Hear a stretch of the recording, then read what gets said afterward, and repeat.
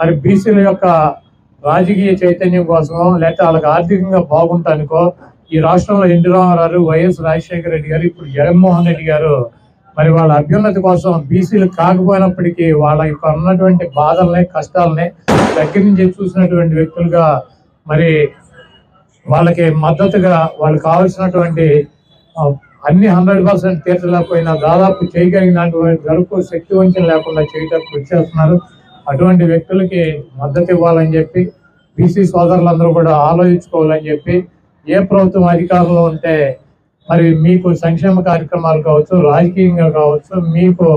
సామాజికంగా కావచ్చు, ఆర్థికంగా మీకు ఎవరైతే తోడుగా ఉంటారో ఆలోచించుకొని మీ ఓటుని వినియోగించుకోవాలని చెప్పి డెఫినెట్గా జగన్మోహన్ రెడ్డి గారి సారథ్యంలో నడిచేటువంటి ఈ ప్రభుత్వం బీసీలకి రేపు జరగబోయేటువంటి అసెంబ్లీ ఎన్నికల్లో కానీ పార్లమెంట్ ఎన్నికల్లో కానీ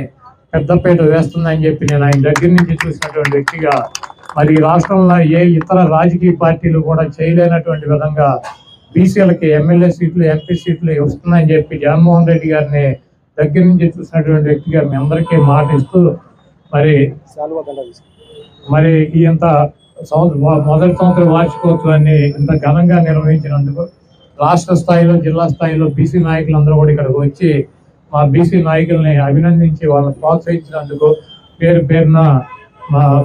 ఈ రాష్ట్రం నుంచి వచ్చినటువంటి, జిల్లా నుంచి వచ్చినటువంటి నాయకులకి, ఇక్కడ పనిచేస్తున్నటువంటి కమిటీ వారికి మరొకసారి హృదయపూర్వక నమస్కారాలు తెలియజేస్తూ సెలవు తీసుకున్నాను.